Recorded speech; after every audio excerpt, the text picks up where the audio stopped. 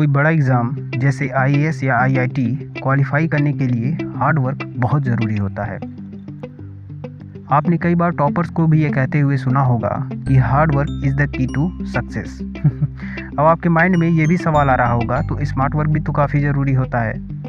But आपकी जानकारी के लिए बता दूं कि smart work is the next process of hard work. Smart work आप तब करते हो जब आप हार्ड वर्क करना सीख जाते हो। हार्ड वर्क इतना ज़्यादा इम्पॉर्टेंट हो जाता है क्योंकि हार्ड वर्क हमें डिसिप्लिन सिखाता है, क्योंकि हार्ड वर्क हमें डेडिकेशन सिखाता है, समर्पण सिखाता है, क्योंकि हार्ड वर्क हमें डिटर्मिनेशन और फोकस करना सिखाता है, क्योंकि हार्ड वर्क की मदद से आप बड़े से बड़े और कठिन काम को भी बहुत ही आसानी से पूरा कर सकते हो। हार्ड वर्क कुछ ऐसा नहीं है जो केवल बहुत ही जो जीनियस होते हैं उन्हीं के पास होता है। हार्ड वर्क एक क्वालिटी है जिसे कोई भी सीख सकता है, इसे हम, आप या कोई भी सीख सकता है।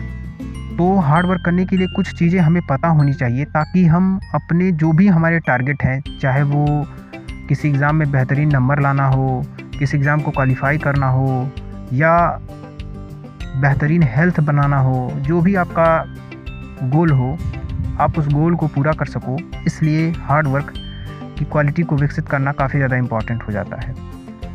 हार्ड वर्क करने के लिए कुछ चीज़ें काफ़ी ज़्यादा इम्पॉर्टेंट हो जाती हैं, जैसे आपको कारण पता होना चाहिए। नंबर 1, जब आपको कारण पता होगा कि ये काम आप क्यों कर रहे हो, ये हार्ड वर्क आप क्यों करना चाहते हो, तो आपको बाहर से अलग से मोटिवेशन की ज़रूरत नहीं पड़ेगी।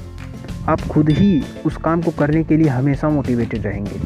ऐसा क्यों होता है कि जब कोई एग्ज़ाम होता है तब हम अपने आप हार्ड वर्क करने लग जाते हैं, क्योंकि एग्ज़ाम के टाइम में हमारा गोल एकदम क्लियर होता है, क्योंकि हमें एग्ज़ाम में बेहतरीन नंबर लाना है, पढ़ेंगे नहीं तो नंबर नहीं आएगा। इसलिए हमें फिर हमारा गोल इतना स्पष्ट होता है कि हमें बाहर से मोटिवेशन की ज़रूरत नहीं पड़ती है। तो इसीलिए अगर हार्ड वर्क करना चाहते हैं तो सबसे पहले तो आप ये क्लियर करिए कि आप हार्ड वर्क क्यों करना चाहते हैं, ये काम आप क्यों करना चाहते हैं।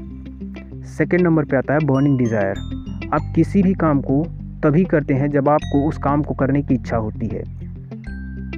अगर आपको उस काम की करने की इच्छा नहीं है तब या तो आप काम वो पूरा ही नहीं कर पाते हो या तो बिना मन के ही वो काम करते हो। इसीलिए डिज़ायर होना बहुत ज़रूरी है ताकि आप उस काम को सही समय पे कंप्लीट कर सको।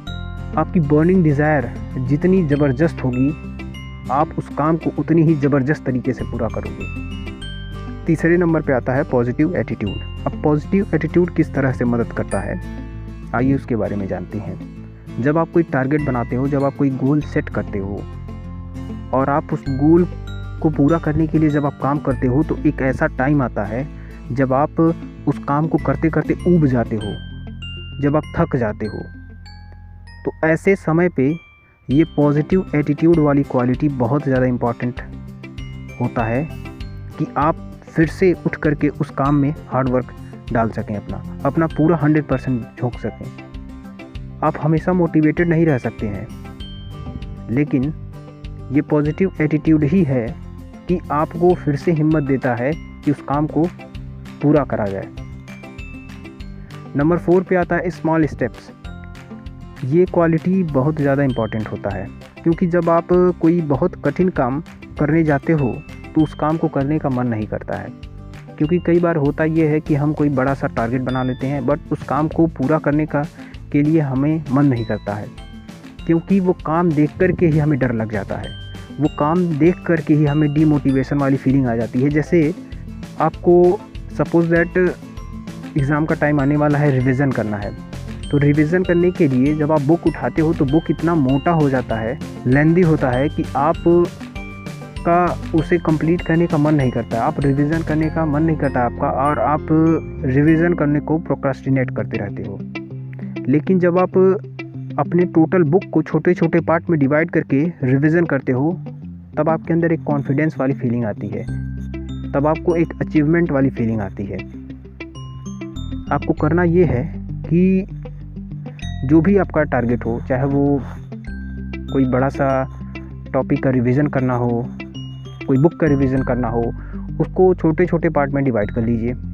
और उन छोटे छोटे पार्ट का रिवीजन करिए। डेली टारगेट बनाइए और उन छोटे छोटे पार्ट का रिवीजन करिए। डेली जब आप टारगेट बनाएंगे, छोटे छोटे पार्ट को रिवीजन करेंगे और उन्हें ख़त्म करते जाएंगे, तब आपके अंदर एक सेल्फ अचीवमेंट वाली फीलिंग आएगी। जैसे सपोज दैट आपको एक चैप्टर का रिवीजन करना है, एक चैप्टर में सपोज दैट 5 पेज हैं, तो पर डे अगर आप एक पेज का भी रिवीजन करते हैं तो मुश्किल से 5 से 10 मिनट आपको लगेंगे, एक पेज आराम से रिवीजन हो जाएगा और आपको सेल्फ अचीवमेंट वाली फीलिंग भी आएगी।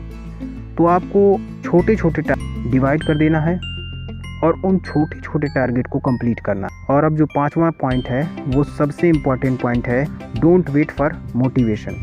जी हाँ दोस्तों, मोटिवेशन का इंतज़ार मत करो, बस लग जाओ, क्योंकि आपके अंदर पहले से ही उतना जज्बा मौजूद है कि जो भी टारगेट है आपके, आप उसे कंप्लीट कर सकते हो, उसे अचीव कर सकते हो, क्योंकि आपने कई बार ऐसा किया हुआ है।